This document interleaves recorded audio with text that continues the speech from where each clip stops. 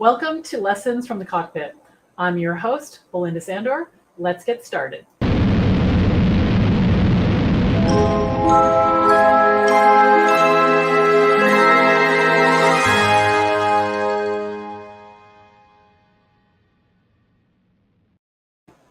Hey everybody, welcome.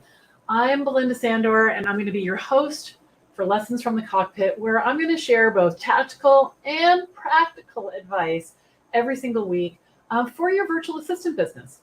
And these tips are for you if you've been a VA for a while or if you're just starting out and thinking about it. So I'd love to hear where you're coming in from. I can see you guys joining the live stream. Welcome. It's so good to see you.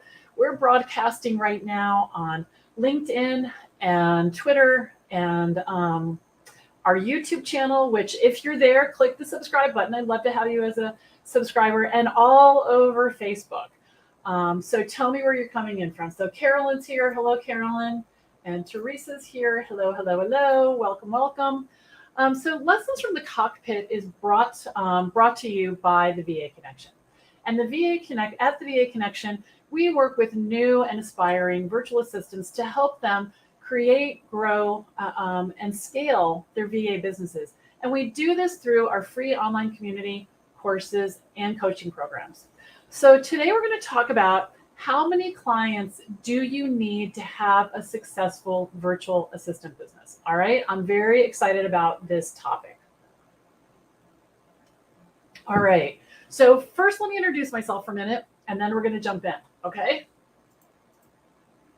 All right, so this is me, and I like to refer to her as my little delish. I'm not sure that's her favorite thing for me to call her, but believe me, we have worse things.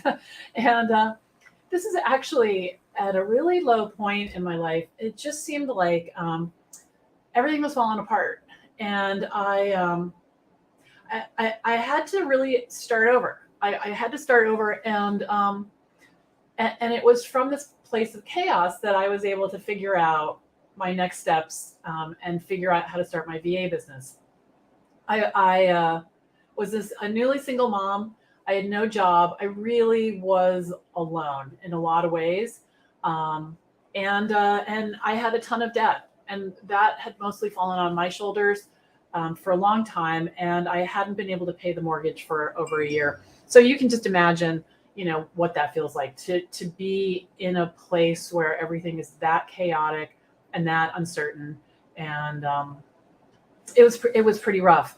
Sorry, you guys. Hold on.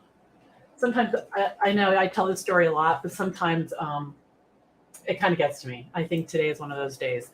So the thing was, though, I knew I had to get out of this. So I looked back into my life and I thought, where was the time in my life when I felt like I was providing value and I liked what I was doing the most? And it was when I was an admin.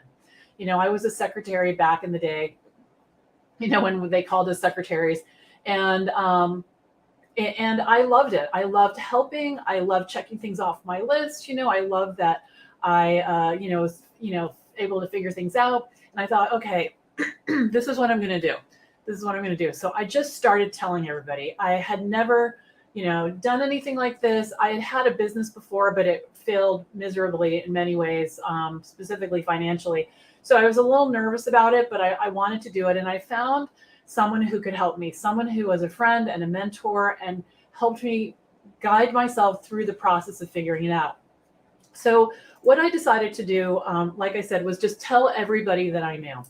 So I'm at the bus stop one day, I'm talking to one of the dads, and he says, "What's new?" And I said, "Well, I decided I'm going to start this business. I'm going to, I'm going to do admin work." And I don't really know how to talk about it yet, but he's a friend, so it's okay. And his whole face changed, and he said, "Oh my gosh, I just started a business a month ago, and I am swimming in the details." And this is how it happens, guys. This is how you get clients. You start telling people and before you know it, you're going to have so many people coming to you because you're the solution to their problem, right? So a lot of us think that we're out there, looking for clients, and really clients are looking for you if you know a few things, And so I started talking to I started talking to Will, and he said, can you help me? And he needed pretty simple things for me, complicated for him. He needed me to set up QuickBooks. I knew how to do that. He needed me to pay his bills. I needed to practice that. That's meant to be a joke, because I wasn't able to pay my bills. And then, he wanted me to download software on a computer, but really everyday kinds of things that I had done in my past or I could quickly figure out. Or honestly, that he showed me. He's like, this is how I want you to do that. So before you know it, I've got clients coming in the door. It was probably a couple years before I totally believed it. Because, a lot of us are like, oh, well, that was lucky. And then I finally figured out, I have this figured out. I know how to do this. I can replicate this, and I can make this happen. So now we're going to really fast forward through all of that. I didn't mention it, but we moved 3 times in 4 years looking for a good school system. And we landed in Connecticut, and that's a longer story, but I'll tell you that right now I've been in business for 11 years. And thanks to Lana's good Googling of her own calendar, a couple weeks ago, she told me that our Rocket Girl anniversary is going to be on the 25th of this month. So we're going to plan something. I'm not sure what yet, but I've been in business for 11 years. And I've worked with over 225 clients. And the thing is that I've made over $1 million. And guys, that just seems crazy. But literally from a nook in my house with a desk and the chair I'm sitting in right now, over those years, I was able to do that. The first year I made $70,000, and for the next 10 years, I made over $100,000 working from home, being a VA. So I'm going to look in the comments for a second. Oh, you guys are great. Hey, Dana. Hello. And Carolyn's coming from Michigan. Carolyn has a lot of enthusiasm. I like that. Hi, Carrie. How's it going? Hey, Lana. My dad still calls me Puddin' Face. That's awesome. I'm glad you guys like the story. I'm glad. Yeah. Thank you. like the enthusiasm. It's good for a Friday morning. Okay, so here is what it looks like today. And believe it or not, so this is our wedding, and Greg and I are going to celebrate our 1-year wedding anniversary on Sunday. So we're going to go back to the scene of the crime. We're going to go back to where we went on our honeymoon, and we're going to take the boat out and kind of hang out. So, it's very different now. It's very different. We've got all these great kids, and my finances are handled, no more minimum payments, no more. I won't say the PTSD has gone away, because that's going to probably be there for a while, but definitely I'm not living hand to mouth anymore. And it's, I can breathe again, I can breathe again. And so really the moral to the story is, wherever you are, if you decide to make a difference in your life, if you decide to make a change and stop the crazy that's going on, you can do that. You can absolutely do that. All right, so you guys ready to jump in? Hello, Lori. Hello. Okay. All right, so I often hear from my students, I just need 1 more client. I just need 2 more clients. If I could get 3 more clients, I would be all set. And I listened to that for a while, and it didn't occur to me right away. But then I thought, I don't understand what they're saying, actually, because a client doesn't equal a certain amount of hours, right? In fact, this is how I figured this out. I was showing my students my list of all my clients, and I was looking at them, and I was color coding them according to how often they needed my services. So, about 20% of the people who hire me need me less than 5 hours a year. But they need me when they need me. And, and so they buy a debit card, they prepay for the 5 or 10 hours, and they use part of that time. Often it expires. What they want is to have me on call.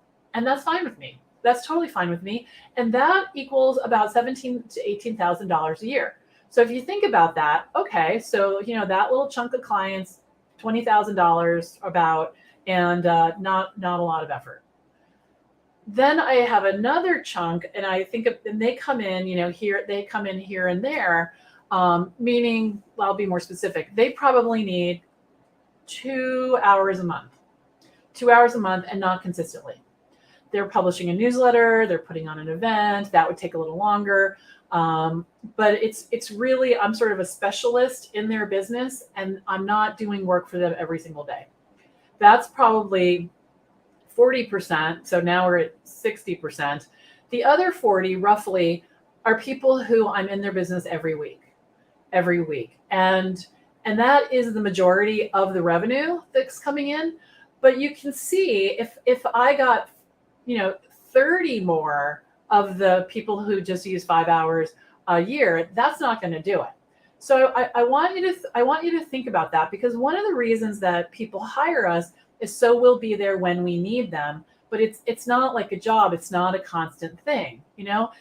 Clients are not guaranteeing us a certain amount of hours a week for the most part. Now, there are some arrangements like that. But for the most part, for helping sort of, everyday entrepreneurs, their business fluctuates quite a bit.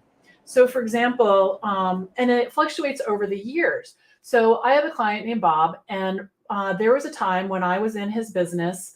That sounds funny. I was working in his business, I don't know, like 8 to 12 hours a week, pretty consistently. He was running a lot of events. He was doing a lot of publishing, a lot of stuff on his website, and I was in there. Now, I really am with him about 3 hours a month. And it's because his business changed, his needs changed. This is a completely different business than when I started with him. He sold that business and started another one. So it's not a factor of the client. Now, the other thing is that I have another client, Diane. She puts on these super cool events, but she only needs me to do that a couple times a year. So I'm like, working in her business, maybe 10 hours a week for 2 or 3 weeks. And then we drop back to just doing her newsletter, which is a couple hours a month. So what I want you to do is I want you to think about this, and I want to be sure that you're never putting pressure on your clients to give you more work, because that's very uncool, because you're there to help them, not to put pressure on them. And I have to tell you, in my past, I've had employees talk about pressure because I felt like I had to generate enough business to pay them. I had to guarantee them a certain amount of hours every week to make it worth their while. And they got paid sometimes when I didn't get paid. And so that's how this is very different. You get paid when you work, and it's your job to make sure you have enough work. All right. So let's talk about this formula for a minute. I'd love to hear how many of you I'm surprising, like, whoa, I didn't think of it that way. So what I want you to focus on instead are how many billable hours do you have? How many billable hours? Okay. So here's how you figure this out. And now if you're in the VIP club or VA school, you have a calculator, an Excel calculator that will figure this out for you. Okay. You plug in, and there's a video that explains how to do it. Okay. But essentially, if you just need to do a little math. So revenue, the amount of money you bring in, is a result of how many hours you bill at times your hourly rate. Okay. So if my hourly rate is $100 an hour and I bill 2 hours, I just earned $200. Okay. Now let's talk about what a billable hour is. A billable hour is when you're working on client work. So a client says to you, can you please format this document for me? Yes. So you either start a timer, you jot down the time, you start working, you finish the job, you close down the applications, you proof your work, whatever you're going to do, you email the client and let them know here it is. And then you look at the clock, and then that's your billable time. All right. Not when you're organizing your desk or organizing your files or doing work on your business. It's client business. Okay. So you can see that another thing that I hear a lot is that I'm at my desk all day long and I'm not making any money. Now, if that's the case, there's one of two issues here. One is that the hourly rate is not high enough to actually make a living. The other thing is maybe you're not billable enough, because I got to tell you, I could stay at my desk all day and feel very busy, but not be billable. So it really takes a focus, a focus to do this. So even when you're, so you need to figure that out. So if I'm going to charge $30 an hour, 40, 50, $70 an hour, if I'm going to charge that, how many hours do I need to bill a week to do that? All right. So you do this for the week, and then you multiply it by how many weeks you're going to work a year. There's 52 weeks in the year, but maybe you want to take 4 weeks off, so then your number would be 48. And this can be very eye-opening, very eye-opening. And then for those of you who have clients at different rates, I want you to, I'd like you to get them all at one rate, but I'd like you to figure this out too, because I have also had clients where I've had students and I ask them, what's your hourly rate? And they say $70. And then you start to dig into it a little bit and you realize, well, they have this client at $30 and they have this client that was their very first client at $15, and you start to see how the day could be busy and they're not making any money.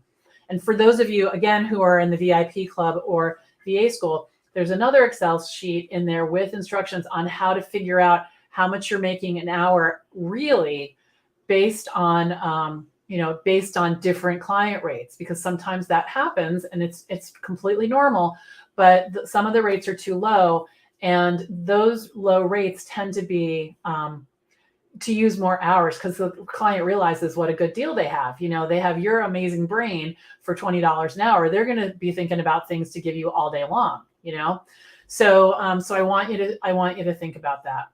Now, when you are focusing, so when you're hitting your billable hours target every week, this is not the time to kick back and say, I'm all set, because people retire, they close their business, their work changes, the workloads fluctuate greatly. I have clients on a regular basis say to me, on Thursday, they email me and say, I'm going to publish my newsletter next week. Are you available? And I say, yes. And then on Tuesday, they say, I didn't have it in me. Okay. So, but if you're just always focusing on bringing new clients in, and my average was between 1 and 3 every month for all those years, that's how it works out. Now, you might be afraid that you're going to just have way too much work and you're just going to be crushed by it. But that's when we prioritize, we negotiate, have that problem, and then I'll help you. You can bring in another VA, all kinds of things you can do then when that happens. And it might happen. It's definitely happened to me. Now, the other thing is that it might seem like having a large number of clients can be very chaotic. But like I talked about in the beginning, there's some that need me 5 hours a year, literally, and then there are others that might need me 5 hours a week, but it fluctuates a lot. So you're going to want to continue to bring these new clients in. Absolutely. And that's how I'm able to manage. A lot of you ask me, how can you have 52 clients, which I don't have right now, but I have. And that's how by bringing new people in and prioritizing my week, sitting at my desk Monday through Friday, from 9 o'clock in the morning till 6 o'clock at night, taking a break for lunch, but being mostly billable.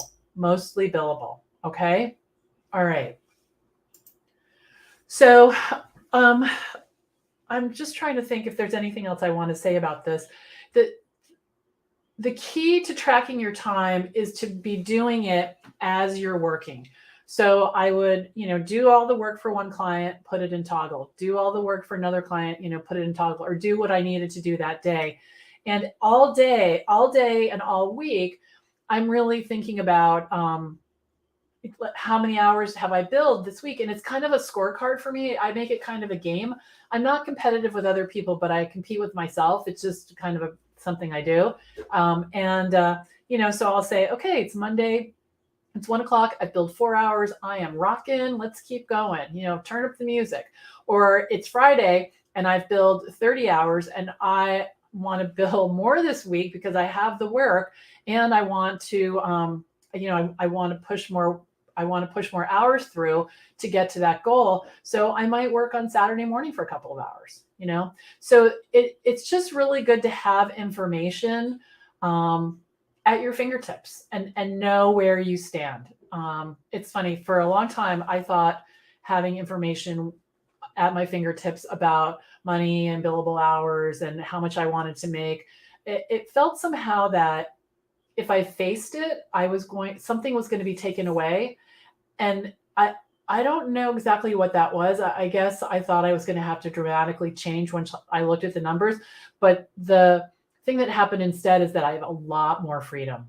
I have a lot more freedom because now I have choices. Before I had consequences, and now I have choices. And that is just a giant shift, So let's see.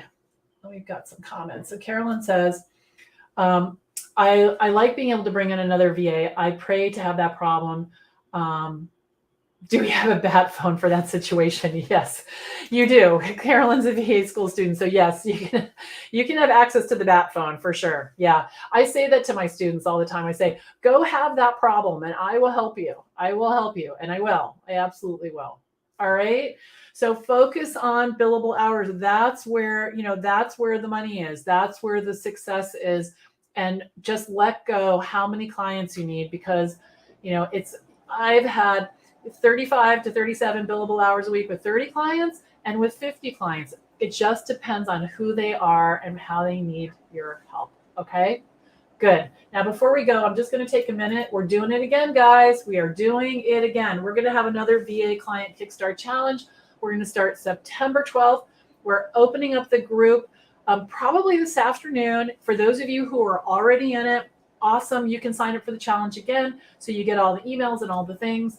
And I'm very excited to do this. I feel like, well, first of all, it's super, super fun.